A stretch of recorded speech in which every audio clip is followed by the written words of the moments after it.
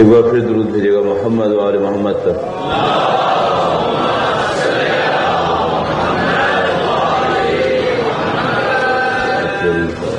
فاتحہ.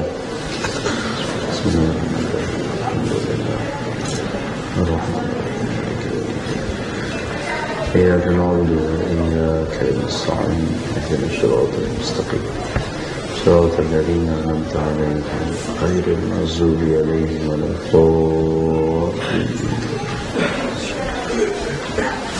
بردی کا درود بھیجے گا محمد و آل محمد پر.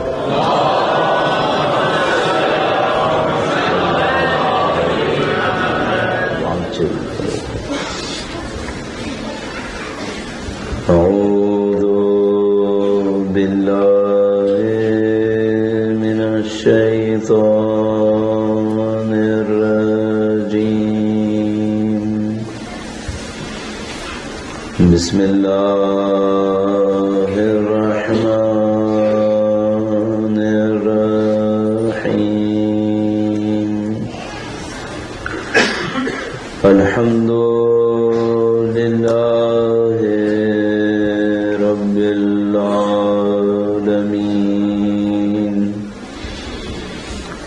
والصلاة والسلام على سيد الأنبياء والمرسلين حبيب إله العالمين بالقاسم محمد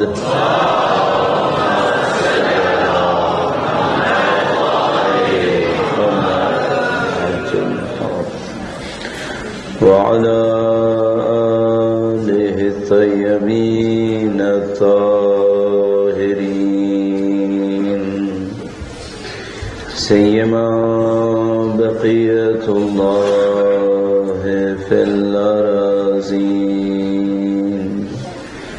قال الله تعالى في كتابه الكريم بسم الله الرحمن الرحيم. أم حسبت أن أصحاب الكهف والرقيم كانوا من آياتنا عجبا. درود بھیجے گا محمد و آل محمد.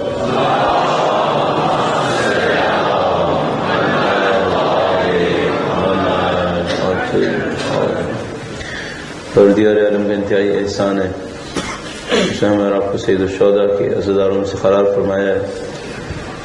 تمام ان لوگوں کی جان و مال عزت و آبرو کی حفاظت کے لیے جو سید الشہداء کے اعزاء میں مشغول ہیں، اور اس دعا کے ساتھ کہ خدا انشاءاللہ صاحب اعزاء کی ظہور میں تعجیل فرمائے اور ہمیں ان کی نصرت کی راہ میں شہادت نصیب فرمائے انشاءاللہ. دعاؤں کی قبولیت کے لیے درود بھیجے محمد و آل محمد پر.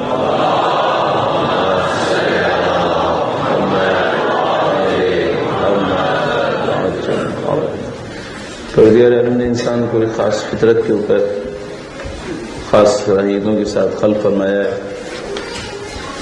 انسان کی فطرت تمام انسانوں کے اندر موجود ہے اور انسان کی فطرت میں کوئی بنیادی تبدیلی واقع نہیں ہوتی ہے.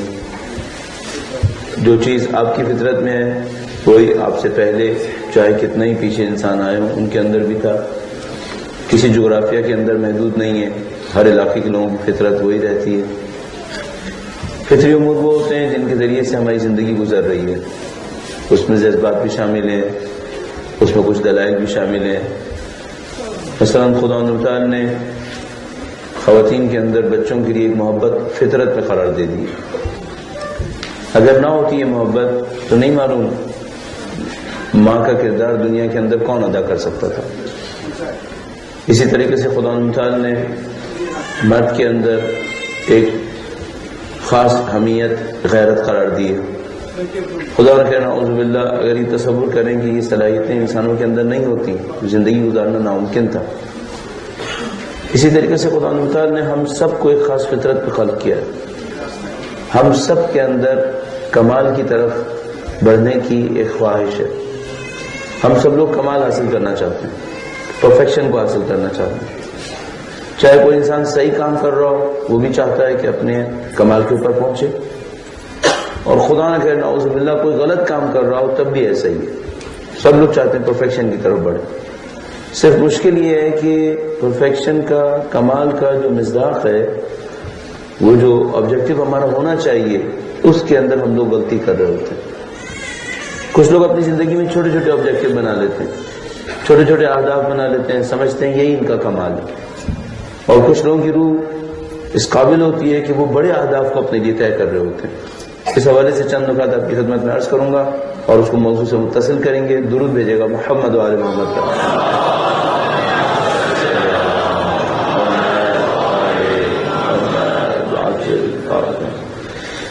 انسان جن لوگوں کی پیروی میں مشغول ہوتا ہے، جن کو اپنا آئیڈیل بناتا ہے، اس کا ایک فائدہ یہ ہوتا ہے کہ ان آئیڈیل سے اپنے لیے راستے کو حاصل کرنے کی کوشش کرتا ہے. الحمدللہ رب العالمین، میں اور آپ سید الشہداء کو آئیڈیل بنا کر چلیں. ہم نے سید الشہداء کو آئیڈیل بنایا، اس کا مطلب یہ ہے کہ یہ وہ کمال ہے جس تک ہم پہنچنا چاہتے ہیں. اب یہ ہے کہ ہم نے لفظ سے ایک بات کہہ دی ہے کہ ہم سید الشہداء کو اپنا کمال سمجھتے ہیں اور اس کمال تک پہنچنا چاہتے ہیں. لیکن مشکلات میں سے ایک مشکل یہ ہے کہ ہم لوگوں نے اس جگہ تک پہنچنے کے لیے، اس مقام کو حاصل کرنے کے لیے کوئی منصوبہ نہیں بنایا ہوا. ہم میں سے زیادہ تر لوگوں کے ذہن میں یہ نہیں آ پایا ہے کہ یہ وہ درجہ ہے جس کو ہم نے فالو کرنا ہے، جس تک ہم نے پہنچنے کی کوشش کرنی ہے. یوں احساس ہوتا ہے جیسے بہت سارے لوگ یہ سوچ رہے ہیں کہ یہی جو ہم یہاں پر آتے ہیں، چند دن کے لیے سید الشہداء کی محبت میں فرش اعضاء کے اوپر بیٹھتے ہیں، ان کا ذکر کرتے ہیں، یہیں پر ہمارا اور حسینیت کا تعلق ختم ہو گیا. نعوذ باللہ تعالی. یہ جتنا آپ یہاں پہ تشریف فرما ہے، جتنے دن بھی آپ یہاں پر آئیں گے، اور اب عاشور میں چند ہی دن باقی ہیں، یہاں سے مجھے اور آپ کو ایک انرجی ملنی چاہیے تھی سارے سال کے لیے. یہ جتنے ایام اعزاء ہیں، ان کا کام یہ ہے کہ ہمیں یاد دلائیں کہ سید الشہداء نے قربانی کیا دی، اور اس قربانی کو یاد کرتے ہوئے ہم اپنی زندگی کو اس راستے کی طرف لے کر چلیں جہاں سید الشہداء ہمیں پہنچانا چاہ رہے تھے. ایک وہ 1400 سال پہلے کا زمانہ تھا جب سید الشہداء کے مقابلے میں یزید ابن معاویہ نے اسلام کو تباہ کرنے کی کوشش کی. ایک ایسا ماحول بنایا کہ سید الشہداء نے قربانی دی. اگر ہم اس جملے کو قبول کریں اور اس کے سوا کوئی چارہ نہیں ہے، ان الحسین مصباح الہدیٰ و سفینۃ النجاۃ، تو ہمیں دیکھنا ہوگا کہ آج سید الشہداء ہمیں کس راستے کی طرف لے کر چلنا چاہتے ہیں. آج جو چیلنج ہمارے سامنے ہے وہ چیلنج کس قسم کے ہیں. عزیزان محترم، ہم لوگ ایک ایسی دنیا کے اندر بسے ہوئے ہیں جہاں دین کا نام مکمل زندہ ہے. میرا نہیں خیال آخری 20-25 سال کے اندر مثلا یو کے اندر مساجد کی تعداد کم ہوئی ہوگی، یقیناً بڑی ہوگی، یا مثلا عزاخانے کم ہوئے ہوں گے، یقیناً عزاخانوں کی تعداد بڑی ہوگی. لیکن اس کے باوجود ہم اپنے آپ سے پوچھ سکتے ہیں وہ جو چیلنج ہمارے سامنے سید الشہداء کے نام پر ہے، وہ جو سید الشہداء نے ہمیں حسینیت کی درسگاہ کی طرف بلایا ہے، اس میں سے کیا کچھ ہم نے حاصل کیا ہے. اس وقت کا جو سب سے اہم کام ہمیں سمجھ میں آتا ہے، جو سب سے بڑا چیلنج ہمارے سامنے بنتا ہے، اس کو آپ کی خدمت میں عرض کرنے کی کوشش کریں گے. درود بھیجے گا محمد و آل محمد.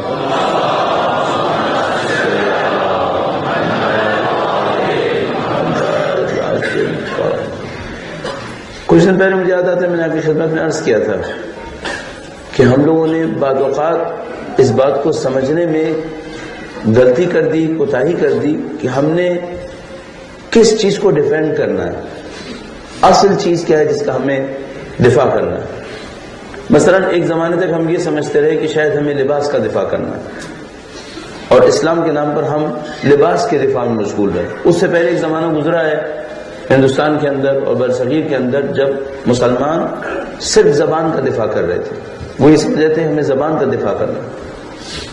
آج آپ کو اور ہمیں بہت اچھی طرح سوچنا پڑے گا وہ لائن کون سی لائن ہے جس کے اوپر کھڑے ہو کر ہمیں مقابلہ کرنا ہے اپنے دین کے لیے.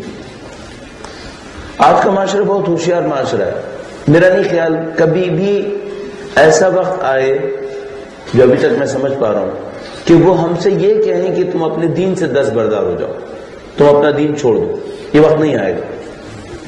اس کی وجہ یہ ہے کہ یہ سمجھ چکے ہیں کہ یہ سابقہ زمانوں کی باتیں تھیں جب وہ ہم سے کہتے تھے کہ تم دین چھوڑو۔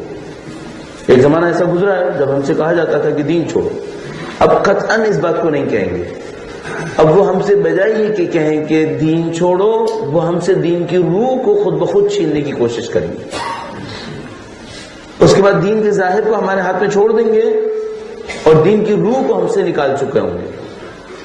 اس کے بعد وہ ایک ایسی جگہ تک پہنچا دیں گے کہ ہم مکمل طاقت سے دین پر بھی عمل کریں، تو چونکہ روح نکل چکی ہوگی ان کو اس میں کوئی پریشانی حاصل نہیں ہوگی۔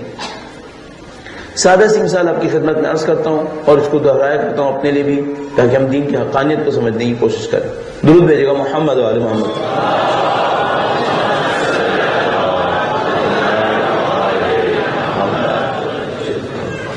سیرت نبوی کے زمانے سے ہمارے پاس ایک واقعہ ہے حضرت ابو ذر غفاری کا۔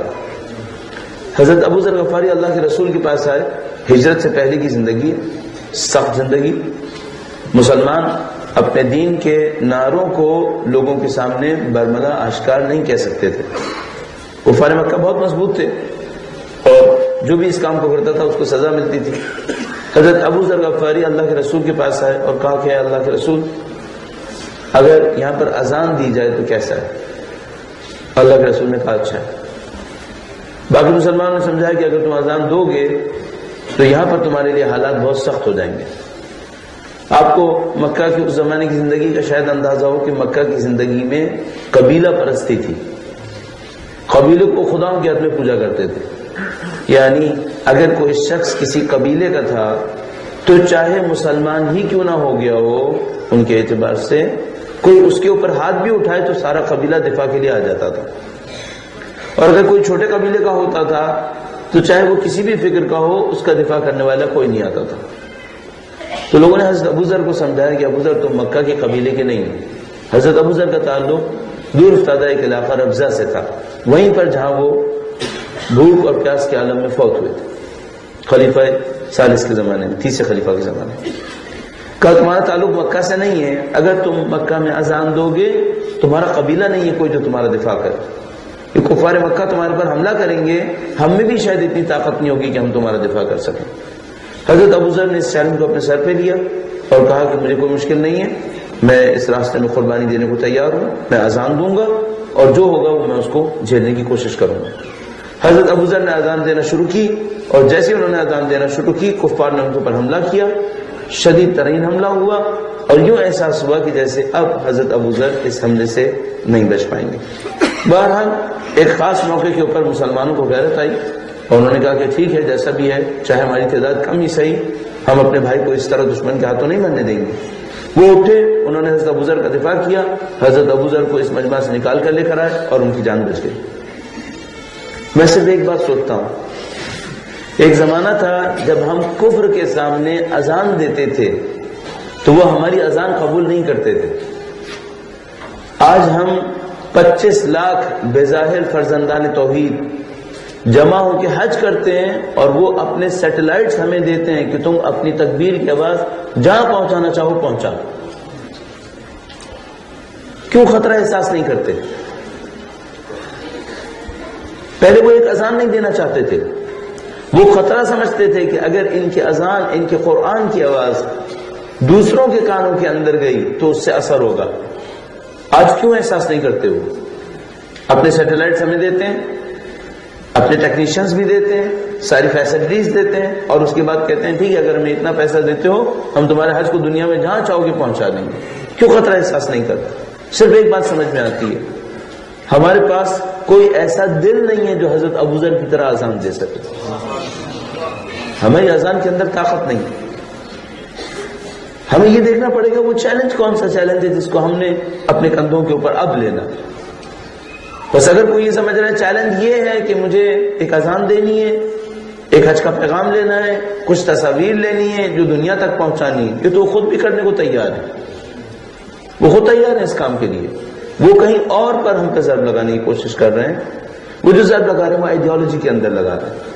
نہ آپ تصاویر پہ لگانا چاہتے ہیں، نہ آپ آوازوں کو روکنا چاہتے ہیں، وہ آپ کی اور ہماری آئیڈیالوجی کے اوپر کام کرنا چاہتے ہیں۔ چند جملات میں ان کا جو کچھ آئیڈیالوجی کا پس منظر ہے وہ آپ کی خدمت میں عرض کرنے کی کوشش کروں گا، اور آپ سے درخواست کروں گا کہ اگر آپ کے لیے جگہ کا بندوبست کرنا ممکن ہے، آپ کے بھائی باہر کھڑے ہوئے ہیں اور یہ اچھا نہیں ہے کہ وہ سردی میں ہوں یا مشکل کے اندر ہوں، اور یہاں پر جگہ موجود ہو اور سب عزائے سید الشہداء کے اندر شرکت کرنے آئے۔ سید الشہداء کے نام پر درود بھیجیں، محمد و آل محمد۔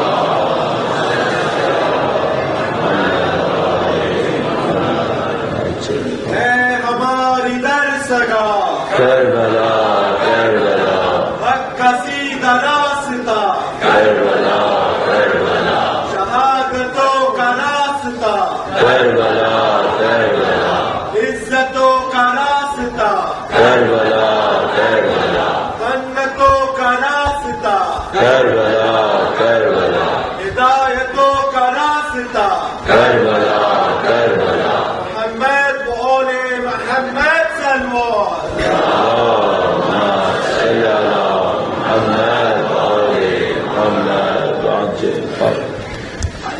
جو اس وقت ہمارے سامنے مشکل ہے آئیڈیالوجی کے حد میں، وہ یہ کہ انہوں نے بظاہر بہت علمی دلائل کے ذریعے سے ان حقیقتوں کا انکار کر دیا جن کے اوپر ساری ہماری دین کی عمارت بنی ہوئی تھی۔ بہت سادہ کام کریں، مثال کے طور پر میں مثال میں اس طرح سے عرض کروں گا کہ فرض فرمائیے کوئی شخص لال رنگ کی اینک لگا لے، اور لال رنگ کی اینک لگانے کے بعد آپ سے یہ کہے کہ مجھے دنیا میں کہیں ہرا نظر نہیں آ رہا، تو ہرے کی نظر بھی نہیں آنا چاہیے۔ جب آپ نے اینک ہی لال رنگ کی لگا لی ہے تو آپ کو ہرا نظر کیسے آ سکتا ہے؟ ان لوگوں نے ایک سادہ سا کام کیا، انہوں نے کہا کہ ہم اس حقیقت کو مانیں گے جو مادے کی صورت میں نظر آئے گی، باقی کسی چیز کو نہیں مانیں گے۔ انہوں نے ایک سادہ سا جملہ کہا ایک ڈاکٹر نے کہ جو میرے نشتر کے نیچے کٹنے کو آ جائے میں اسے مانوں گا، سالڈ مٹیریل ریئلٹی، بس وہ ریئلٹی ہوگی، اس کے سوا کچھ نہیں ہوگا۔ ظاہر ہے جیسے آپ نے انسٹرومنٹ مٹیریل لے لیا، اس کا مطلب یہ ہے کہ غیر مادی کوئی بھی حقیقت ہو اس کا انکار کر دیں گے۔ اب جو غیر مادی حقیقتوں کا انکار کیا تو تین حقیقتیں ان کے اقرار سے باہر چلی گئی، کہا یہ تو سب ختم ہو گیا۔ مثلا کون سی تین چیزیں باہر چلی گئی؟ پوچھا بھائی سوال کہ کیا خدا وہ ہے جو میری آنکھوں سے نظر آئے؟ نہیں، خدا وہ نہیں ہے جو آنکھوں سے نظر آئے۔ خدا نے تعالیٰ خود فرماتا ہے لن ترانی یا موسیٰ، اے موسیٰ ہرگز مجھے اپنی آنکھوں سے نہیں دیکھ پاؤ گے۔ کہا بس ٹھیک ہے، اس کا مطلب ہے خدا نعوذ باللہ نہیں۔ کہا آخرت وہ ہے جو ہم اپنی آنکھوں سے دیکھ سکیں؟ کہہ رہے کہ آخرت بھی وہ چیز نہیں ہے جو آنکھوں سے نظر آئے۔ کہا اس کا مطلب ہے آخرت کا معاملہ بھی ختم ہو گیا۔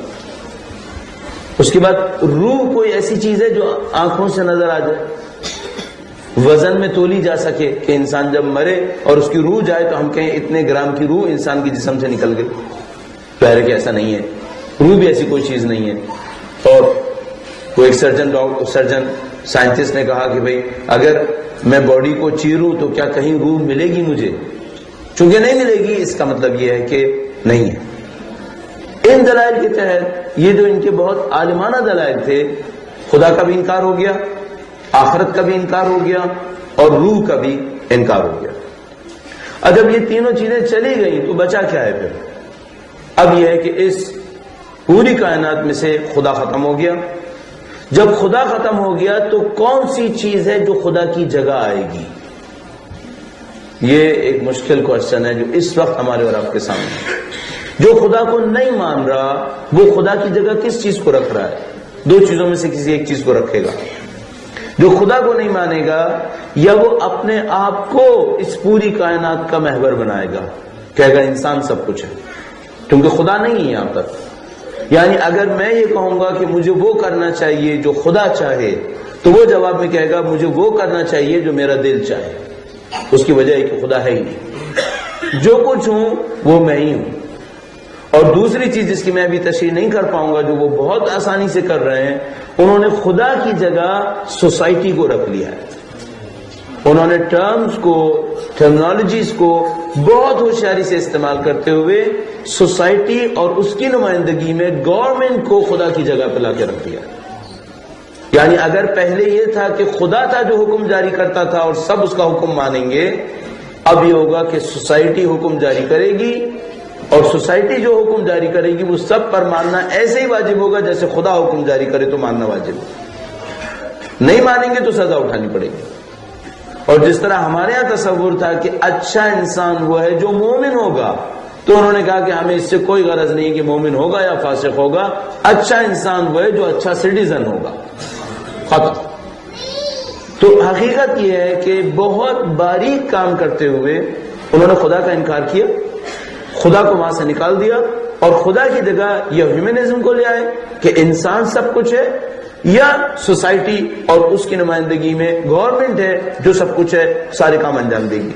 اچھا، اس کے بعد ہم لوگوں کے لیے آئیڈیل کیا رکھا، ہماری اچیومنٹ کیا ہو؟ کہا آپ کی بہترین اچیومنٹ، اگر ہم دین میں ہوتے تو ہم کہتے ہیں بہترین اچیومنٹ ہماری ہے کہ ہم انسان کامل بن جائیں، عبد خدا بن جائیں، مومن خالص بن جائیں۔ جب اس سسٹم میں آئے تو ہماری بہترین اچیومنٹ یہ ہے کہ ہم اچھے شہری بن جائیں یا اپنی زندگی تک پہنچنے والے اچھے بندے بن جائیں، اپنی ہی زندگی کے خود بندے بنیں گے۔ انہوں نے خوبصورتی سے اس کام کو کر لیا، اور ٹیکنالوجیز کے ریپلیسمنٹ میں استعمال کرنے کے ماہر ہیں۔ آپ کو سمجھ میں بھی نہیں آئے گا کہ یہ جو ٹرم استعمال ہو رہی ہے یہ کس کی جگہ پر استعمال ہو رہی ہے۔ آپ استعمال کریں گے، بہت آسانی سے استعمال کریں گے، اور دونوں ٹرمنالوجیز میں زمین آسمان کا فرق ہوگا۔ بعض اوقات لفظ ایگزیکٹلی وہی لفظ ہوگا جو آپ استعمال کر رہے ہیں۔ آپ نہج البلاغہ میں علم استعمال کرتے ہیں، یہ بھی علم استعمال کرتے ہیں، کیا یہ وہی علم ہے جو امیر المومنین ارشاد فرما رہے ہیں؟ زمین آسمان کا فرق ہے۔ آپ کہیں گے تعلیم، ایجوکیشن، قرآن کریم فرماتا ہے تعلیم ایجوکیشن، یہ بھی کہیں گے تعلیم ایجوکیشن، کیا دونوں ایک ہی چیز ہے؟ زمین آسمان کا فرق ہے۔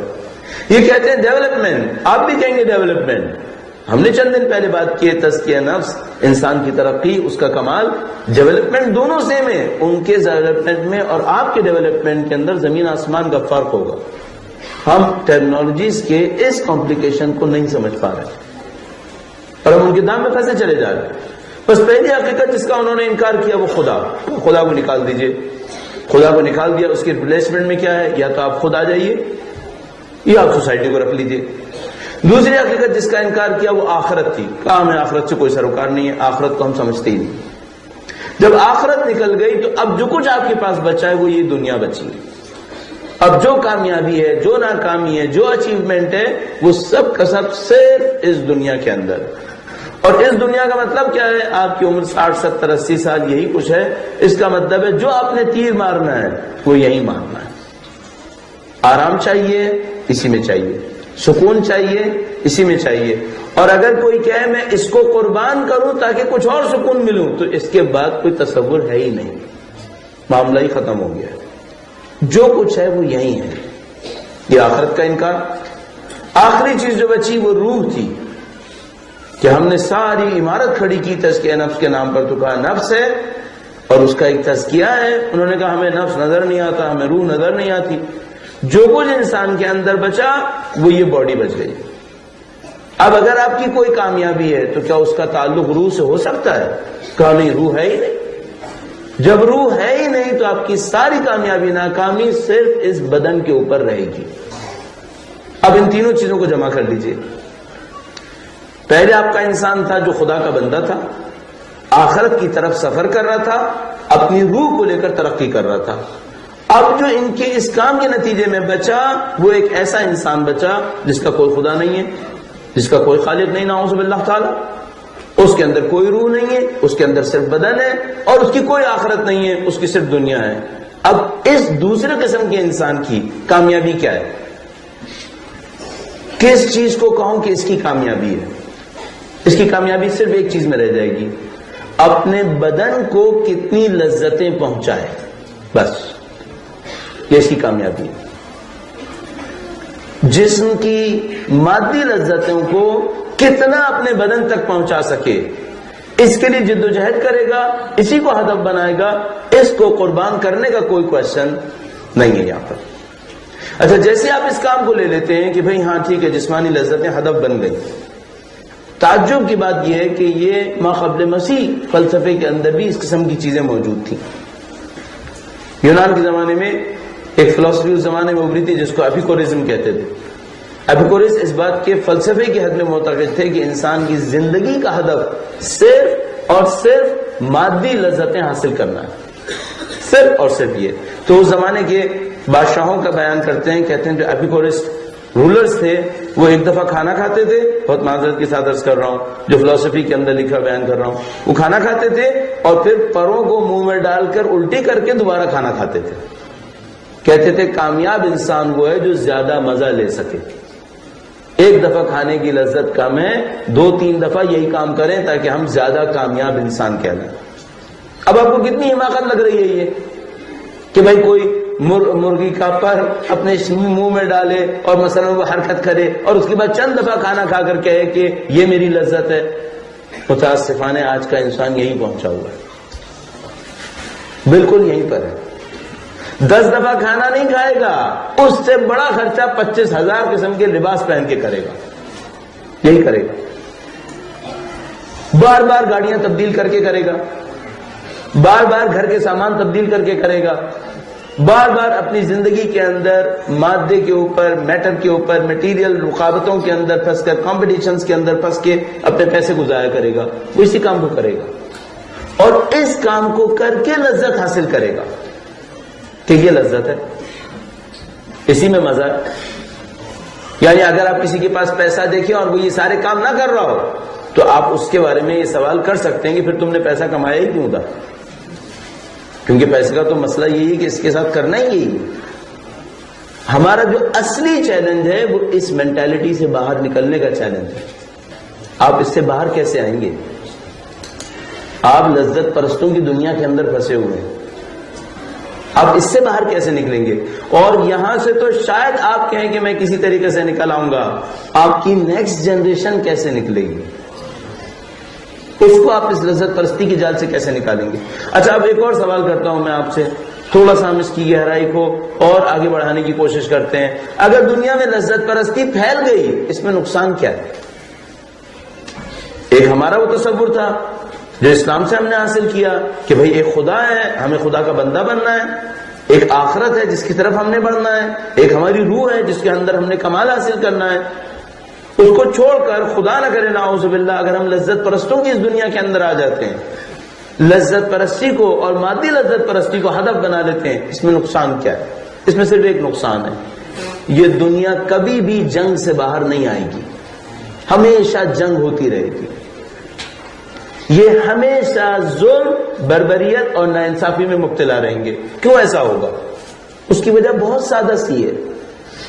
دنیا کے وسائل جتنے بھی زیادہ ہوں بالآخر لمیٹڈ رہیں گے، اور انہوں نے انسانوں کے اندر جو خواہشات ابھاری ہیں یہ ان لمیٹڈ خواہشات ہیں، غیر محدود خواہشات کے اندر مبتلا کیا ہوا ہے.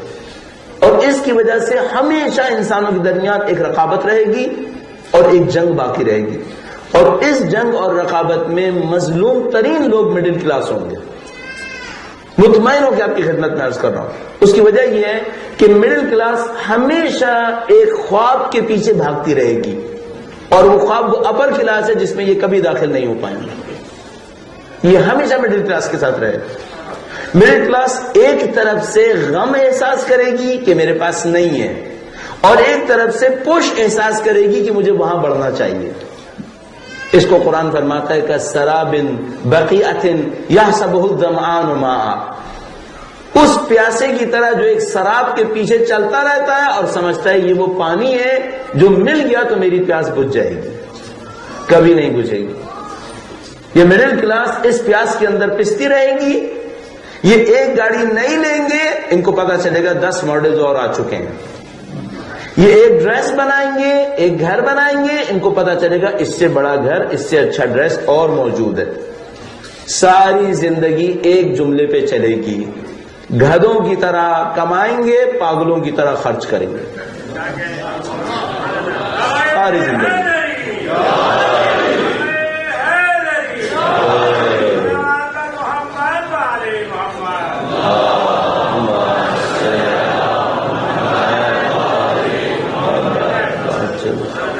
عزیزان محترم، یہ وہ کیپٹلزم کا خواب ہے جس کے اندر ہم مبتلا ہیں اس وقت. ہمیشہ کے لیے ایک خواب ہمیشہ کے لیے ایک لالچ، ہمیشہ کے لیے ایک اندر سے کسک، یہ نہیں ہے میرے پاس، اس کے پیچھے بھاگتے رہو۔ اچھا، ان تمام جدوجہد کے بعد 40-50 سال کے بعد جب یہ ساری زندگی اس خواب کے پیچھے بھاگتا رہے گا، میرے پاس یہ ہو، میرے بچوں کے پاس یہ ہو، ان میں سے کچھ لے پائے گا اور کچھ نہیں لے پائے گا، 50 سال کے بعد جب اپنے آپ کو تیار کر رہا ہوگا کہ اب مجھے دنیا سے جانا ہے، تب اس کو ایک اور حقیقت سمجھ میں آئے گی، وہ یہ کہ میں سمجھ رہا تھا کہ خدا نہیں ہے جبکہ ہے، اور میں سمجھ رہا تھا کہ آخرت نہیں ہے جبکہ ہے، اور میں سمجھ رہا تھا کہ میری کوئی روح نہیں ہے جبکہ ہے۔ صرف ایک مشکل ہے، اب واپس جانے کا کوئی ٹائم نہیں،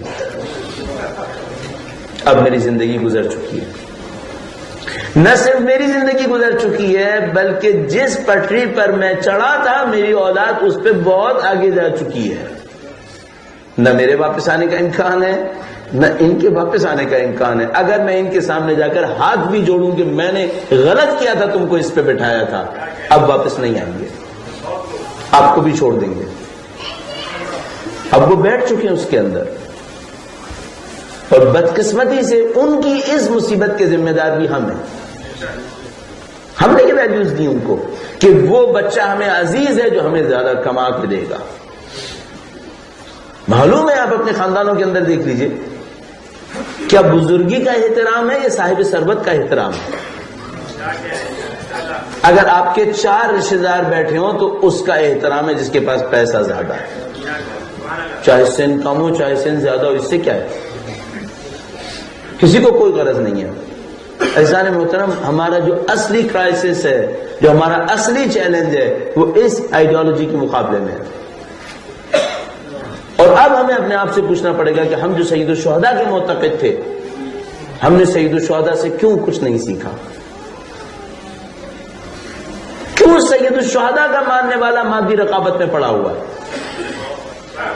کیوں سید الشہداء کا ماننے والا اس مقابلے کے اندر گیا ہوا ہے جس میں خدا کا انکار کرنے والے گئے تھے؟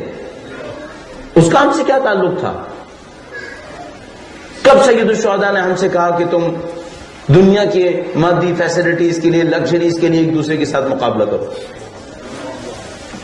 اور اس مقابلے میں جو سب سے سخت عنصر ہے، جو سب سے سخت جگہ ہے، وہ یہ ہے کہ ایک آدمی کوئی مادی کامیابی حاصل کرے اور دوسروں کے سامنے شو آف کرے کہ میں نے یہ حاصل کیا ہے۔ یہ آدمی خود بھی بے وقوف ہے اور دوسروں کو ایک حرص کے اندر مبتلا کر رہا ہے، حسرت کے اندر مبتلا کر رہا ہے کہ دیکھو میں نے کیا کیا، اب تم بھی یہی کرو، اور اگر نہ کر سکو تو زندگی بھر پڑھتے رہو کہ میں نے یہ کر لیا۔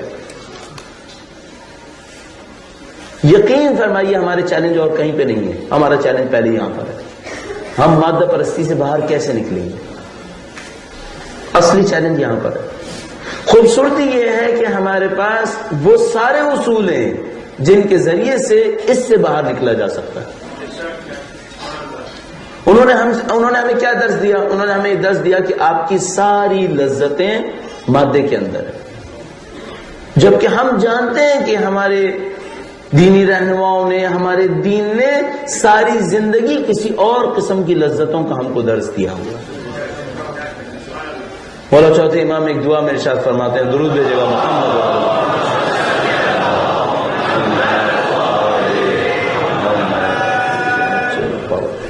یہ پوری دنیا جن لذتوں کے پیچھے وہ آپ کے سامنے ہے، اور کتنا عجیب تماشا ہوتا ہے جب لوگ ویکینڈز پر ہوتے ہیں، ان کی شرافت، ان کا وقار، ان کے تعلیم، ان کی تہذیب، سب کی سب ویکینڈز کے اوپر پامال ہو رہی ہوتی ہے، یہ ان کا انجام ہو رہا ہے۔ اس کے مقابلے میں ہمارے دین نے ہمیں کیا دیا؟ مولا ارشاد فرماتے ہیں، خدایا ازقنی حلاوت ذکرک، اے خدایا مجھے اپنے ذکر کی لذت چکھا دے، اپنے ذکر کی لذت چکھا دے۔ عزیزان محترم، میں آپ کا بھائی ہونے کے ناطے آپ کی خدمت میں عرض کروں گا، اگر آپ نے اپنی زندگی میں کبھی خدا کے ذکر کی لذت نہیں چکھی ہے تو آپ محروم رہ جائیں گے زندگی بھر کے. اس لذت کو کبھی درک کریں. یہ کون سی لذت ہے جس کو مولا فرما رہے ہیں کہ میں اور آپ اللہ سے طلب کریں؟ خوش قسمتی سے میں اور آپ سید الشہداء کے چاہنے والے ہیں. سید الشہداء کے چاہنے والے نے، اگر میں اس کو تعبیر کر سکوں آپ کی خدمت میں، گریہ حسین کی لذت چکھی ہوئی ہے. یہ سید الشہداء کے چاہنے والے کو فضیلت خود سے مل گئی ہے. اگر کوئی آپ سے کہے کہ مثلا عاشور کا دن ہے آپ گریہ نہ کریں، آپ نہیں سنبھال پائیں گے اپنے آپ کو، اور آپ کا دل اندر سے طلب کرے گا کہ آج عاشور کا دن ہے، مجھے حسین کے غم میں رونا ہے. اور اس غم میں آنے کے بعد جو عجیب لذت اور سکون آپ کو ملے گا، آپ اس کے مقابلے میں کسی چیز کو ترجیح نہیں دیں گے. اگر کوئی آپ سے کہے کہ میں تمہیں لاکھ دینے کو تیار ہوں عاشور کے دن غم حسین میں مت جاؤ، آپ نہیں مانیں گے. میں آپ سے کہوں کہ میں آپ کو اتنا بڑا ایک گھر دینے کو تیار ہوں، صرف ایک شرط پہ، زندگی بھر غم حسین نہ منانا، آپ کبھی اس گھر کو قبول نہیں کریں گے. کیوں؟ آپ نے اپنی زندگی میں غم حسین کی لذت کو چکھ لیا ہے. آپ جانتے ہیں میں اس کو نہیں چھوڑ سکتا. بس ہم اور آپ خوش نصیب ہیں کہ ہم نے مادی لذتوں سے ہٹ کر کم از کم ایک مانوی لذت چکھ لی ہے. ہم جانتے ہیں یہ ایک مانوی لذت ہے. اب مولا فرما رہے ہیں خدایا مجھے اپنے ذکر کی لذت چکھا دے. آپ اس پہ کم پہ اکتفا مت کریں. آپ اس لذت کے صرف چند دن کے ہونے پہ اکتفا مت کریں.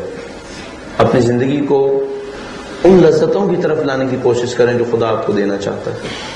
اور عزیزان محترم یقین فرمائیے، شاید بعض اوقات ایسا ہوتا ہے جو شخص خود دین کے راستے میں کم ہوتا ہے، وہ کسی کو دین کے راستے پہ چلتا ہوا دیکھتا ہے تو سمجھتا ہے میری زندگی میں بڑی لذتیں ہیں، اس کی زندگی میں تو خالی خولی زندگی ہے. کاش کسی کو پتا ہوتا کہ جو دین کے راستے میں لذت لے رہے ہیں وہ کیا لذت احساس کر رہے ہیں، کیا لذت احساس کر رہے ہیں.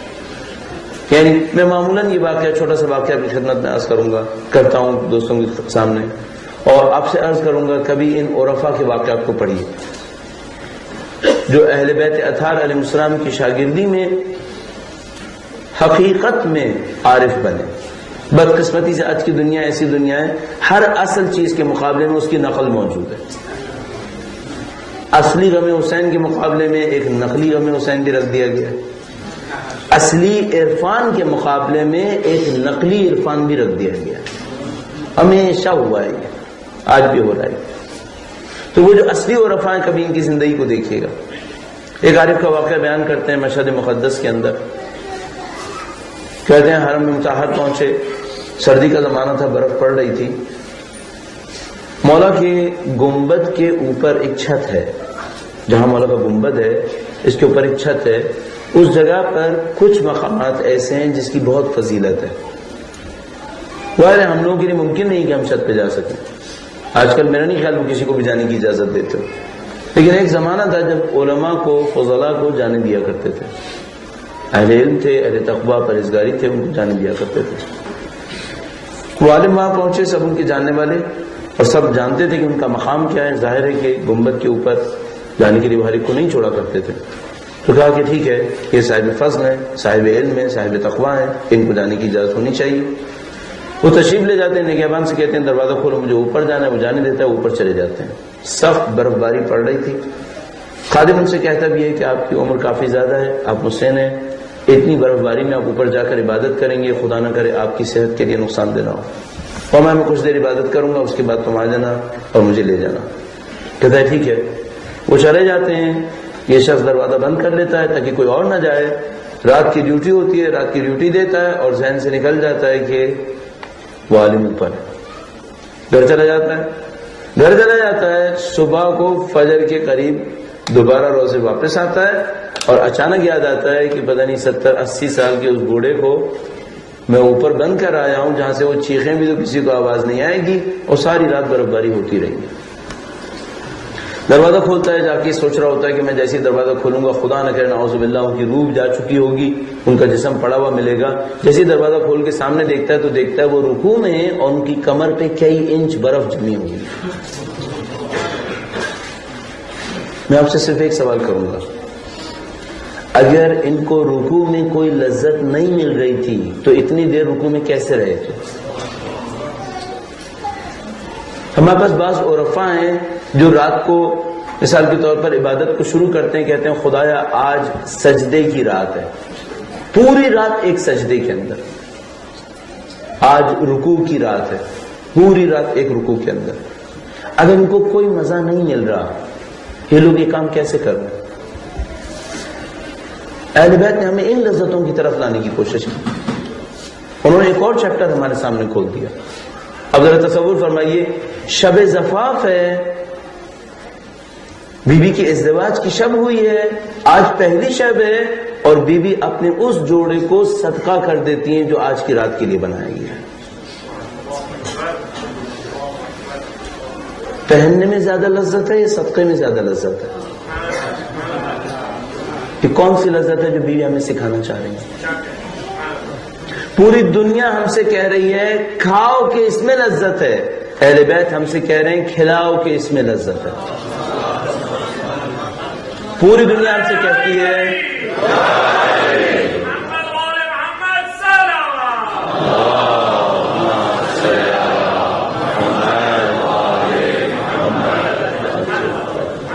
پوری دنیا کہتی ہے کماؤ، اور کماؤ اپنے لیے کماؤ، اس میں لذت ہے۔ اور مولا امیر المومنین اپنی زندگی سے کہہ رہے ہیں کماؤ اور اللہ کی راہ میں دو، اس میں لذت ہے۔ اب میں صرف آخری ایک سوال کروں گا، ہم کس لذت کے عادی ہیں؟ ہم نے اپنی زندگی کے لیے کون سی لذتوں کا انتخاب کیا؟ ہم اپنی اولاد کو کون سی لذتیں سکھا رہے ہیں؟ عزیزان محترم، بدقسمتی سے تمام تر نعروں کے باوجود، تمام تر تہوار رسم کے باوجود، اور تمام تر سید الشہداء کے فرش عزا پر بیٹھنے کے باوجود، ہم جو لذتیں اپنے اور اپنی اولاد کو سکھا رہے ہیں وہ انہی کی لذتیں ہیں جو دشمن دین ہیں۔ بدقسمتی ہے۔ اب جو کرنے کا کام تھا وہ یہ کہ ہم اپنے پیرامیٹرز کو دوبارہ صحیح کریں، اپنے آپ سے پوچھنے کی کوشش کریں اہل بیت ہمیں کہاں لے جانا چاہتے ہیں، وہ کمال جس پر وہ ہمیں پہنچانا چاہتے ہیں وہ کون سا کمال ہے، اس کے لیے ہمیں اپنی زندگی کے اندر کیا تبدیل کرنا ہوگا۔ اور یہ وہ جگہ ہے جہاں میں کہوں گا خدا سے طلب کریں کہ خدا اپنی عبادت کی لذت ہمیں چکھا دے، کسی طریقے سے بندگی کی لذت ہمیں نصیب کر دے کسی طریقے سے۔ ہم نے صرف مادی لذتوں کو دیکھا ہے، اور میں پھر کہوں گا اگر کسی کو اس لذت کا چکھنا نصیب نہیں ہوا ہے تو اس کو صرف یہ عرض کروں گا کبھی آج کی رات، کل کی رات کسی موقع پر سجدے میں جائے اور خدا سے یہی دعا کر لے کہ خدایا مجھے آج تک سجدے کی لذت نہیں ملی ہے، سید الشہداء کے نام پر مجھے سجدے کی لذت دے دے۔ میرے مولا نے شب عاشور کے لیے کہا خدایا تو جانتا ہے مجھے نماز اور قرآن سے عشق ہے۔ عاشق حسین کے لیے ضروری ہے شب عاشور سید الشہداء کے اس عشق کو سمجھنے کی کوشش کر، یہ کون سا عشق ہے اور کون سی لذتیں جو یہاں پہ رکھی ہوئی ہیں اہل بیت اطہار علیہ السلام کی طرف سے۔ صحیفہ سجادیہ کی دعاؤں کو پڑھنے کی کوشش کریں عزیزان محترم، ہمارے پاس ذخیرے موجود ہیں، ہمیں نہیں معلوم ان کا استفادہ کیا ہے۔ آپ کے پاس بحمداللہ یہ سب کچھ موجود ہے، اپنی زندگیوں کو اس مادی دنیا میں رکھتے ہوئے اس روحانی دنیا کی طرف لے جانے کی کوشش کریں جس کا اہل بیت وعدہ کر رہا ہے۔ دیکھیں آپ اس پل کو کیسے بنا سکتے ہیں۔ میں عرض کروں گا آپ کی خدمت میں، اگر کہیں ایسا ہے کہ آپ اپنی زندگی میں اتنا مشغول ہیں کہ آپ کے پاس اللہ کی مناجات کو چکھنے کا وقت نہیں ہے، تو میں قطعاً آپ سے کہہ رہا ہوں کہ آپ صحیح زندگی نہیں گزار رہے، آپ کی مصروفیت مصنوعی مصروفیت ہے، آپ کی مشغولیت مصنوعی مشغولیت ہے۔ آپ اپنی زندگی میں سے اگر اتنا بھی وقت نہ نکال سکیں کہ اپنے آپ کو خدا کی طرف لے جا سکیں 24 گھنٹے کے اندر، اس کا مطلب ہے آپ محروم رہ رہے ہیں۔ اللہ نے ہمیں اور آپ کو کسی ایسی چیز کا ذمہ دار قرار نہیں دیا جو خود ہمارے اور خدا کے درمیان رکاوٹ بن جائے. کوئی اولاد کی مشغولیت، کوئی کمائی کی مشغولیت، دنیا کی کوئی مصروفیت اللہ نے اپنے اور ہمارے درمیان رکاوٹ نہیں بنائی. لہذا اگر میں یہ سوچوں کہ میں مجلسیں زیادہ پڑھتا ہوں، میں کتابیں زیادہ پڑھتا ہوں، لہذا میرے پاس وقت نہیں ہے کہ میں اللہ سے مناجات کروں، اس کا مطلب ہے میں اپنے آپ کو دھوکہ دے رہا ہوں. چونکہ وہ سب میں اس لیے کر رہا تھا تاکہ میں اپنے آپ کو خدا کے نزدیک لے جا سکوں، اور اگر میں وہ سب کچھ کروں اور اپنے آپ کو خدا کے نزدیک نہیں لے جا رہا، اس کا مطلب ہے میں اپنے آپ کو دھوکہ دے رہا ہوں. آپ کو بھی یہی سوچنا ہوگا. عزیزان محترم، سید الشہداء سے توسل کریں. آپ سید الشہداء کی اعضاء میں بیٹھے. سید الشہداء کریم خاندان کے کریم رہنما. یہ در کریم ہے. کریم کے ساتھ خوبی یہ کہ اس سے کم مانگو تو زیادہ دیتا ہے، اور مانگنے کے لیے ہاتھ نہ بھی پھیلاؤ، صرف دیکھ ہی لو تو دے دیتا ہے. آپ کو مجبور نہیں کرتا کہ ہاتھ پھیلانے کے لیے بھی آپ کو انتظار کرنا پڑتا. کریم بہت سخی ہے، اور سید الشہداء کا در انتہائی کریم. آپ سید الشہداء کے نام پر یہاں بیٹھے ہیں، اور عزیزان محترم، آج جیسے کہ منتظمین ہم سے کہہ رہے ہیں کہ آج انشاءاللہ بی بی ام البنین کو ہم نے پرسا دینا. اگر صرف یہ پوچھے کہ اس ماں کو پرسا دینا ہے جس کے 4 بچے کربلا میں شہید ہوئے، اس ماں کو پرسا دینا ہے جس نے سائے میں بیٹھنے کا انتخاب نہیں کیا ہے، اس عظیم الشان خاتون کو پرسا دینا ہے جس کی کربلا میں سہاگ بھی اجڑا ہے اور گود بھی اجڑی. آج آپ نے ام البنین کو پرسا دینا ہے. اور آج کی شب مختص ہے مولا ابو الفضل عباس علیہ السلام کے نام. جو کوئی بھی کربلا کو جانتا ہے وہ مولا ابو الفضل عباس کو جانتا ہے. جو کوئی آج بھی کربلا گیا ہے وہ اس در کے دربان سے پوچھے بغیر کربلا میں داخل نہیں ہوا ہے. یہ صاحب در کا دربان ہے. مولا ابو الفضل عباس کی ذات وہ ذات ہے جس کے اوپر سب کی ڈھارس ہے کہ جب تک عباس ہے کسی کے اندر کوئی مجال نہیں ہوگی.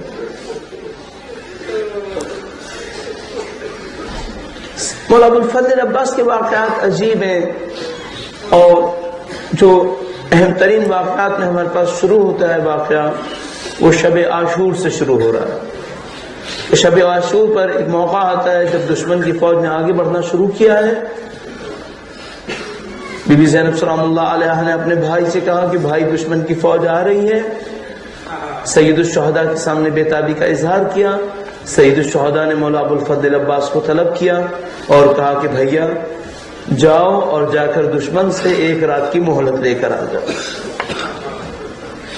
عزیزان محترم، آپ سید الشہداء کے اس شب کے جملات کو شاید میں اور آپ نہ سمجھ سکیں. قطعی مستند جملہ جو سید الشہداء نے ارشاد فرمایا ہے، کم سے کم میری عقل کے اندر طاقت نہیں ہے کہ میں اس جملے کو سمجھ سکوں. جب مولا ابو الفضل عباس سے کہا کہ 1 شب کی مہلت لے کر آؤ تو کہا بے نفسی انت یا آخی، میرے بھائی میری جان تجھ پر قربان ہو، تو چلا جائے. مجھے نہیں معلوم یہ کیا مقام ہے جو مولا ابو الفضل عباس کو حاصل ہے. ہمارے پاس کچھ علامتیں موجود ہیں. ہمارے پاس واقعہ موجود ہے کہ ایک موقع کے اوپر مولا 5ویں امام تشریف فرما تھے. ایک کوئی جوان آیا جو مولا ابو الفضل عباس کے خاندان کا جوان تھا. وہ سامنے آیا، امام پنجم نے اس کو دیکھ کر گریہ کیا اور کہا کہ خدا مقام بلند کرے ہمارے چچا عباس کا، جنہوں نے سخت دن ہماری نصرت کی. اس کے بعد ارشاد فرمایا کہ جب جنگ احد ہوئی تو خدا نے حضرت حمزہ کو سید الشہداء کا لقب دیا اور جنت میں مقام دیا. فرمایا پھر جنگ توبہ ہوئی تو جعفر طیار کو خدا نے شہداء میں اندر ایک مقام دیا اور ان کو 2 پر دیے جس سے وہ جنت میں پرواز کرتے ہیں رسول اللہ کے فرمان کے مطابق. اور اس کے بعد فرمایا میرے چچا عباس کا جنت میں وہ مقام ہے کہ سارے شہداء ان کے مقام کی حسرت کرتے ہیں.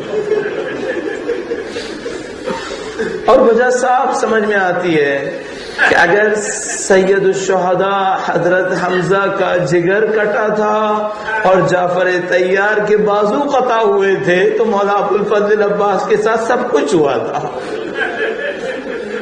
ان کی قربانی عظیم الشان قربانی. عاشور کا دن آتا ہے جب مولا ابو الفضل عباس دیکھ رہے ہیں کہ تمام لوگ روانہ ہوئے چلے جا رہے ہیں, بچوں کی العطش العطش کی آواز ہے تو مولا ابو الفضل کے کام میں آتی ہے. عزیزان محترم, اگر کوئی شخص شجاع نہ ہو اور اس سے کہیں کہ تم شمشیر چلاؤ تو یہ اس کا امتحان ہوگا, لیکن اگر کوئی شخص شجاع ہو اور اس سے کہے تم شمشیر مت چلاؤ, اب یہ اس کا امتحان ہے کہ اس کی شمشیر نہیں چلنی ہے. یہ واللہ عظیم الشان امتحان ہے. اور اس سے بڑھ کر شب عاشور امتحان ہے کہ عباس جیسا شرافت مند عمر ابن سعد جیسے لعین سے کہے ایک رات کی مہلت دو ہمیں. خدا بہت بڑا امتحان ہے عباس کے لیے. اتنا بڑا امتحان ہے کہ اپنے ہونٹ کو اپنے دانتوں سے دبایا تو خون جاری ہوا ہے. مولا ابو الفضل نے امتحان دیا. صرف امتحان کا ایک ہدف ہے, مجھے اپنے مولا اور مجھے اپنے آقا کی اطاعت کرنی ہے. جو میرا مولا کہے گا میں وہی انجام دوں گا. مولا ابو الفضل عباس نے کبھی سید الشہداء کو بھائی نہیں کہا, جیسے ام البنین نے نہیں کہا مجھے ماں پکارو, بلکہ مجھے خادمہ پکار. ایک خاندان اہل بیت کا خادم خاندان بنا. مولا ابو الفضل عباس بار بار سید الشہداء کے سامنے آتے تھے اور کہتے تھے مولا اب مجھے جانے کی اجازت دے دیجئے.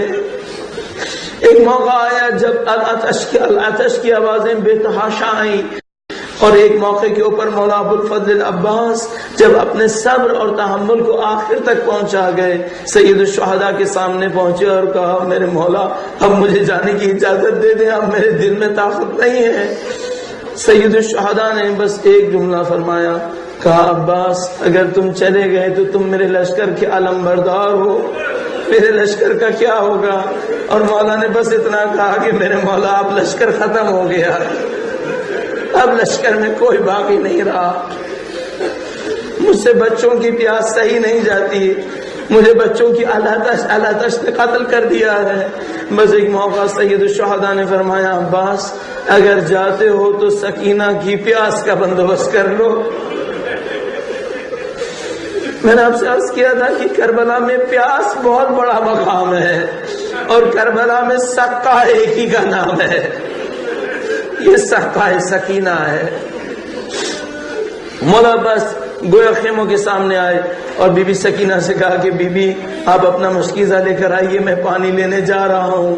اور بی بی زینب سلام اللہ علیہا نے یہ جملہ سن لیا کہ عباس میدان کی طرف روانہ ہو رہے ہیں. بس ایسا ہے کہ گویا بی بی زینب نے طلب کیا اور جب عباس سامنے آئے تو ایک موقع پر آنسو بہائے اور عباس سے ایک جملہ کہا بھیا اب یقین ہو گیا کہ زینب کے بازو میں رسی بندھے, اب یقین ہو گیا. مولا عباس نے پوچھا بہن ماجرا کیا ہے؟ فرمایا بھیا ایک موقع تھا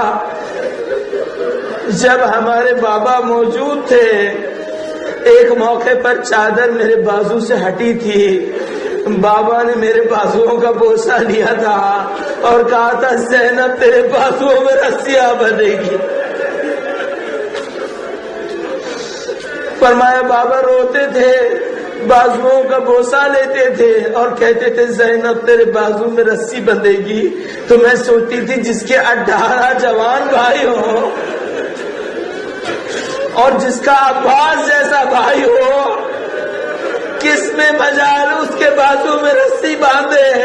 عباس اب تم جا رہے ہو, اب बाजू में रस्सी बंधे, आप ज़ैनब के बाजू में रस्सी बंधेगी। मौला अब्बास मशकीज़ा ले रहे हैं और शत्ते फुरात की तरफ रवाना हुए। अजीजों, मैं नहीं जानता वो मंजर क्या मंजर है, लेकिन हमें बस इतना पता है, हुमायूं बिन मुस्लिम ने कुछ रिवायात हमें सैयद शुहदा की मारके से दी हैं, और उसमें से रिवायात मौला अबुल फजल अब्बास के हमले के बारे में भी हैं। और उस हमले के अंदर ये दर्ज हुआ है कि जब अब्बास ने शत्ते फुरात की तरफ बढ़ना शुरू किया तो उमर इब्न साद ने चारों तरफ से लश्कर से कहा, तुम सब अब्बास के सामने खड़े हो जाओ, और अगर ये शेर हैदर कर्रार पानी तक पहुंच गया तो मार्का कुछ और हो जाएगा। सारा लश्कर मौला अबुल फजल अब्बास को रोकने के लिए शत्ते फुरात के ऊपर जमा है। मौला अबुल फजल अब्बास की पूरी जिंदगी खुलासा हुई है बस एक हदफ में, सकीना प्यासी है और मैं सक्का हूं, मैं सक्काए सकीना हूँ, मैं सकीना से वादा करके आया हूँ, मेरी जान रहे या न रहे ये पानी मुझे लेकर जाना है। मौला अबुल फजल अब्बास शत्ते फुरात पे रवाना हुए हैं। जैसा हमला हुआ है खुदा जानता है, दुश्मन की सफों के अंदर कोहराम बपा हो गया, कुश्तों के पुश्ते लगना शुरू हो गए। मौला अबुल फजल अब्बास उस पानी तक पहुंच गए। अब जो दुनिया के अंदर वफा के दावेदार हैं उनसे मैं कहूंगा, अब्बास की वफा देख लो, ये 3 दिन का प्यासा है, इसके हाथ में पानी है, ये पानी को मुंह तक नजदीक लेकर जाता है और उसके बाद चुल्लू पानी का दे मारता है और कहता है, मेरा भाई प्यासा, मेरा मौला प्यासा, मेरी सकीना प्यासी, मैं कैसे पानी पीऊं। वफा अब्बास पे खत्म है, वफा का कमाल अब्बास के अंदर है। प्यासे ने पानी नहीं पिया, एक मौके पर सुलझना को पानी का इशारा किया और कहा है, सुलझना तू भी प्यासा है, तू पानी पी ले। उस सुलझना ने भी मुंह को उठा लिया और दोनों प्यासे पानी से वापस आए।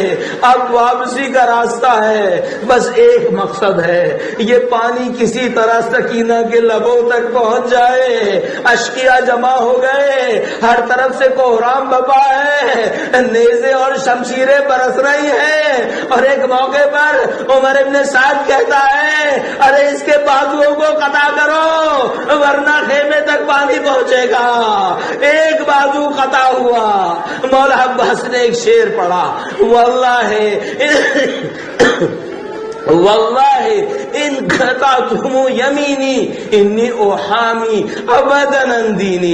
फरमाया, कसम खुदा की तुम मेरा बाजू काट दो लेकिन मैं अपने दीन का दिफा करूंगा।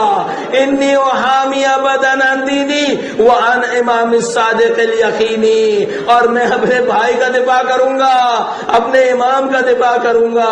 एक बाजू कटा हुआ, मशकीज़ा को दूसरे बाजू में दिया, दूसरा बाजू कटा हुआ, मशकीज़ा को दांतों में पकड़ा हुआ है और अब्बास रवाना हो रहे हैं। जिंदगी का मकसद पानी पहुंच जाए। मुझे नहीं मालूम, अगर किसी की जिंदगी का मकसद बस पानी पहुंचाना हो और जब वो तीर मशकीज़ा में लगा और पानी बहा, अब अब्बास क्या करे, अब अब्बास क्या करे, मुझे नहीं मालूम।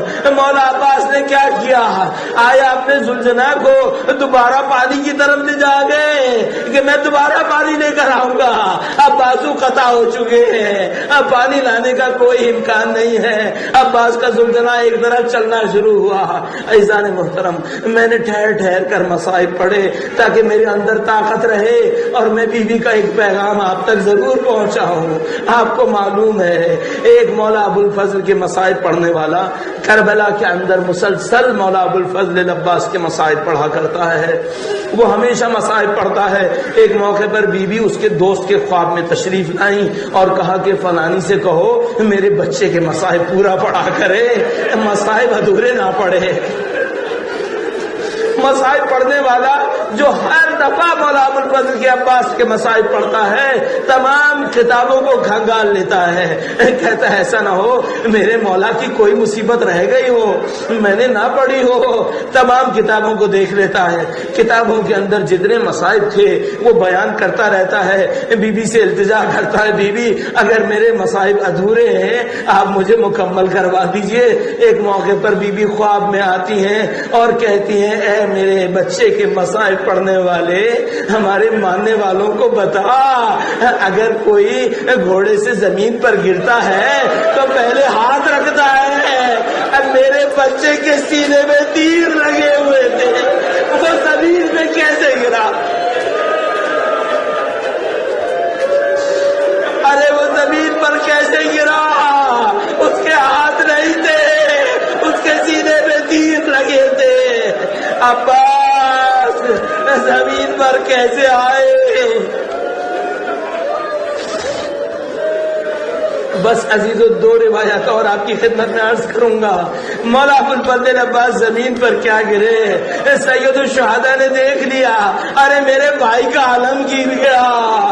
بس ایک جملہ کہا، میں نے شاید آپ کی خدمت میں عرض کیا ہو، مولا کے کچھ جملات ایسے ہیں جو مجھ جیسے پڑھنے والا قسم کھا کے کہے گا ہاں یہ سید الشہداء نے ضرور کہا ہے۔ اب میں کہوں گا قسم کھاتا ہوں، سید الشہداء نے کہا ان کا سرحد ظاہری، میری قبر اب ٹوٹ گئی ہے، میرے مولا کی قبر ٹوٹ گئی ہے۔ مولا سید الشہداء عباس کی طرف لپکے ہیں، نہیں معلوم کیا مکالمہ ہوا ہے، ہم نہیں جانتے ان دو کے درمیان کیا مکالمہ ہوا۔ آیا سید الشہداء نے کہا کہ بے بھائی جانے سے پہلے ایک دفعہ مجھے بھائی کہتے چلے جا، ہمیں نہیں معلوم یہ مکالمہ کیا مکالمہ ہوا، لیکن اتنا ہمیں پتا ہے آج تک عباس کا لاشا خیمے میں نہیں آیا ہے، آج تک عباس کا لاشا وہیں پر ہے۔ معلوم یہ ہوا کہ یہ سقائے سکینہ ہے اور سقائے سکینہ سے وعدہ کر کے آئے ہیں، لہذا مولا سے درخواست کی کہ میرے مولا ایک مجھ پر احسان کیجیے گا، میرا لاشا سکینہ کے سامنے مت لے کے جائیے گا۔ صاحب غیرت ہوں، میں نے سکینہ سے وعدہ کیا تھا میں پانی لے کر آؤں گا، میں پانی نہ لا سکا، میرا لاشا نہ لے کے جائیے گا۔ بس وہ ہوا کہ سید الشہداء نے لاشا وہیں چھوڑ دیا، علم عباس کو لے کر واپس آئے۔ اب مجھے نہیں معلوم عزیزان محترم، لیکن مجھے یوں احساس ہوتا ہے جب علم واپس آ رہا ہوگا تو بی بی سکینہ نے بچوں کو جمع کر لیا ہوگا کہ اے بچوں آ جاؤ، میرے چچا پانی لے کر آ گئے ہیں، وہ میرے چچا پانی لا رہے ہیں۔ سارے بچے پیاسے جمع ہو گئے کہ مولا ابوالفضل عباس پانی لا رہے ہیں۔ بس ایک آخری موقع آیا، وہ موقع آیا جب علم آیا لیکن عباس نہیں آئے۔ سکینہ نے بابا سے پوچھا بابا میرے چچا کہاں ہے؟ فرمایا بیٹا بیٹی وہ پانی نہ لا سکے، وہ سب دریا کے کنارے ہی سو گئے۔ بس میں سکینہ کے دل کی ایک آرزو کہہ رہا ہوں، سکینہ نے کوزہ توڑا ہوگا اور کہا ہوگا مجھے پانی نہیں چاہیے، میرے چچا سے کہاں واپس آئے۔ اچھا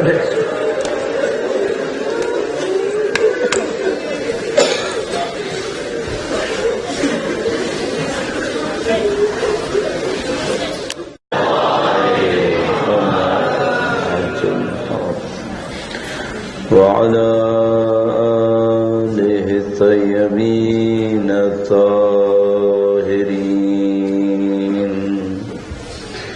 سيما بقية الله في الأراضين۔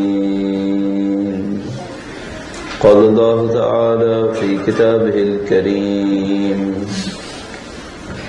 بسم الله الرحمن الرحيم۔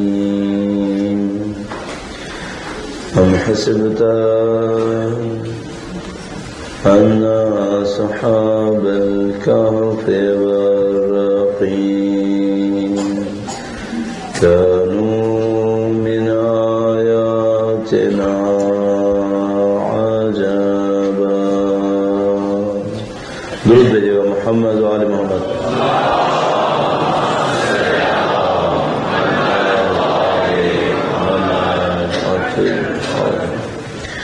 اور دیار عالم کا انتہائی احسان ہے اس نے ہمیں آپ کو سید الشہداء کے عزاداروں سے قرار فرمایا ہے. تمام ان لوگوں کی جان و مال عزت و آبرو کی حفاظت کے لیے جو سید الشہداء کے اعزاء میں مشغول ہیں، اور اس دعا کے ساتھ کہ خدا انشاءاللہ صاحب اعزاء کی ظہور میں تعجیل فرمائے اور ہمیں ان کی نصرت کی راہ میں شہادت نصیب فرمائے انشاءاللہ. دعاؤں کی قبولیت کے لیے درود بھیجیں محمد و آل محمد پر.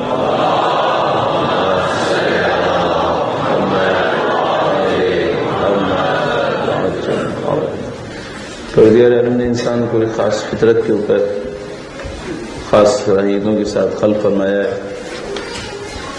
انسان کی فطرت تمام انسانوں کے اندر موجود ہے، اور انسان کی فطرت میں کوئی بنیادی تبدیلی واقع نہیں ہوتی ہے. جو چیز آپ کی فطرت میں ہے وہی آپ سے پہلے چاہے کتنا ہی پیچھے انسان آئے ہوں ان کے اندر بھی تھا. کسی جغرافیہ کے اندر محدود نہیں ہے، ہر علاقے کے لوگوں کی فطرت وہی رہتی ہے. فطری امور وہ ہوتے ہیں جن کے ذریعے سے ہماری زندگی گزر رہی ہے. اس میں جذبات بھی شامل ہیں، اس میں کچھ دلائل بھی شامل ہیں. مثلا خدا تعالی نے خواتین کے اندر بچوں کے لیے ایک محبت فطرت میں قرار دے دی. اگر نہ ہوتی یہ محبت تو نہیں معلوم ماں کا کردار دنیا کے اندر کون ادا کر سکتا تھا. اسی طریقے سے خدا تعالی نے مرد کے اندر ایک خاص حمیت غیرت قرار دی ہے. خدا نہ کہنا اعوذ باللہ اگر یہ تصور کریں کہ یہ صلاحیتیں انسانوں کے اندر نہیں ہوتی زندگی گزارنا ناممکن تھا. اسی طریقے سے خدا تعالی نے ہم سب کو ایک خاص فطرت پہ خلق کیا ہے. ہم سب کے اندر کمال کی طرف بڑھنے کی ایک خواہش ہے. ہم سب لوگ کمال حاصل کرنا چاہتے ہیں، پرفیکشن کو حاصل کرنا چاہتے ہیں. چاہے کوئی انسان صحیح کام کر رہا ہو وہ بھی چاہتا ہے کہ اپنے کمال کے اوپر پہنچے، اور خدا نہ کہے نعوذ باللہ کوئی غلط کام کر رہا ہو تب بھی ایسا ہی ہے. سب لوگ چاہتے ہیں پرفیکشن کی طرف بڑھے. صرف مشکل یہ ہے کہ پرفیکشن کا کمال کا جو مصداق ہے، وہ جو آبجیکٹو ہمارا ہونا چاہیے، اس کے اندر ہم لوگ غلطی کر رہے ہوتے ہیں. کچھ لوگ اپنی زندگی میں چھوٹے چھوٹے آبجیکٹو بنا لیتے ہیں، چھوٹے چھوٹے اہداف بنا لیتے ہیں، سمجھتے ہیں یہی ان کا کمال ہے. اور کچھ لوگوں کی روح اس قابل ہوتی ہے کہ وہ بڑے اہداف کو اپنے لیے طے کر رہے ہوتے ہیں، جہاں سید الشہداء ہمیں پہنچانا چاہ رہے تھے. ایک وہ 1400 سال پہلے کا زمانہ تھا جب سید الشہداء کے مقابلے میں یزید ابن معاویہ نے اسلام کو تباہ کرنے کی کوشش کی. ایک ایسا ماحول بنایا کہ سید الشہداء نے قربانی دی. اگر ہم اس جملے کو قبول کریں اور اس کے سوا کوئی چارہ نہیں ہے ان الحسین مصباح الہدی و سفینۃ النجات، تو ہمیں دیکھنا ہوگا کہ آج سید الشہداء ہمیں کس راستے کی طرف لے کر چلنا چاہتے ہیں. آج جو چیلنج ہمارے سامنے ہے وہ چیلنج کس قسم کے ہیں. عزیزان محترم، ہم لوگ ایک ایسی دنیا کے اندر بسے ہوئے ہیں جہاں دین کا نام مکمل زندہ ہے. میرا نہیں خیال آخری 20-25 سال کے اندر مثلا یوکے کے اندر مساجد کی تعداد کم ہوئی ہوگی، یقیناً بڑی ہوگی. یا مثلا عزاخانے کم ہوئے ہوں گے، یقیناً عزاخانوں کی تعداد بڑی ہوگی. لیکن اس کے باوجود ہم اپنے آپ سے پوچھ سکتے ہیں وہ جو چیلنج ہمارے سامنے سید الشہداء کے نام پر ہے، وہ جو سید الشہداء نے ہمیں حسینیت کی درسگاہ کی طرف بلایا ہے، اس میں سے کیا کچھ ہم نے حاصل کیا ہے. اس وقت کا جو سب سے اہم کام ہمیں سمجھ میں آتا ہے، جو سب سے بڑا چیلنج ہمارے سامنے بنتا ہے، اس کو آپ کی خدمت میں عرض کرنے کی کوشش کریں گے. درود بھیجے گا محمد و آل محمد.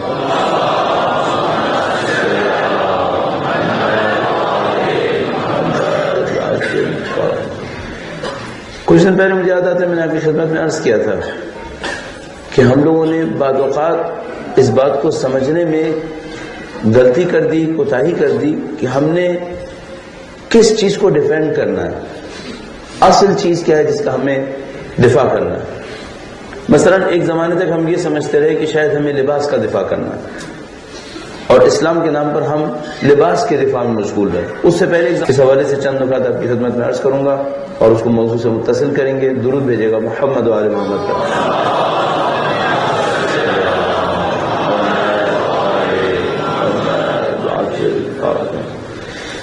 انسان جن لوگوں کی پیروی میں مشغول ہوتا ہے، جن کو اپنا آئیڈیل بناتا ہے، اس کا ایک فائدہ یہ ہوتا ہے کہ ان آئیڈیل سے اپنے لیے راستے کو حاصل کرنے کی کوشش کرتا ہے. الحمدللہ رب العالمین میں اور آپ سید الشہداء کو آئیڈیل بنا کر چلیں. ہم نے سید الشہداء کو آئیڈیل بنایا، اس کا مطلب یہ ہے کہ یہ وہ کمال ہے جس تک ہم پہنچنا چاہتے ہیں. اب یہ ہے کہ ہم نے لفظ سے ایک بات کہہ دی ہے کہ ہم سید الشہداء کو اپنا کمال سمجھتے ہیں اور اس کمال تک پہنچنا چاہتے ہیں، لیکن مشکلات میں سے ایک مشکل یہ ہے کہ ہم لوگوں نے اس جگہ تک پہنچنے کے لیے، اس مقام کو حاصل کرنے کے لیے کوئی منصوبہ نہیں بنایا ہوا. ہم میں سے زیادہ تر لوگوں کے ذہن میں یہ نہیں آ پایا ہے کہ یہ وہ درجہ ہے جس کو ہم نے فالو کرنا ہے، جس تک ہم نے پہنچنے کی کوشش کرنی ہے. یوں احساس ہوتا ہے جیسے بہت سارے لوگ یہ سوچ رہے ہیں کہ یہی جو ہم یہاں پر آتے ہیں چند دن کے لیے سید الشہداء کی محبت میں فرش اعظم کے اوپر بیٹھتے ہیں، ان کا ذکر کرتے ہیں، یہیں پر ہمارا اور حسینیت کا تعلق ختم ہو گیا. نعوذ باللہ تعالی. یہ جتنا آپ یہاں پہ تشریف فرما ہے، جتنے دن بھی آپ یہاں پر آئیں گے، اور اب عاشور میں چند ہی دن باقی ہیں، یہاں سے مجھے اور آپ کو ایک انرجی ملنی چاہیے تھی سارے سال کے لیے. یہ جتنے ایام اعزاء ہیں، ان کا کام یہ ہے کہ ہمیں یاد دلائیں کہ سید الشہداء نے قربانی کیا دی، اور اس قربانی کو یاد کرتے ہوئے ہم اپنی زندگی کو اس راستے کی طرف لے کر چلیں. ایک بار پھر درود بھیجے گا محمد و آل محمد پر.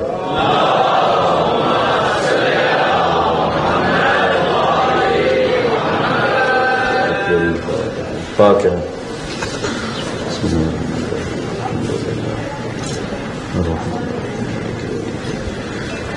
إياك نعبد وإياك نستعين اهدنا الصراط المستقيم صراط الذين أنعمت عليهم غير المغضوب عليهم ولا الضالين. بردی کا درود بھیجے گا محمد و آل محمد پر.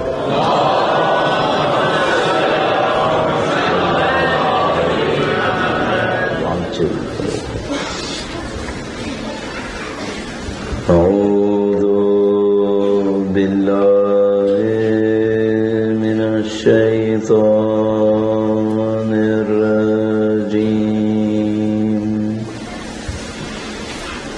بسم الله الرحمن الرحيم. الحمد لله رب العالمين، والصلاة والسلام على سيد الأنبياء والمرسلين حبيب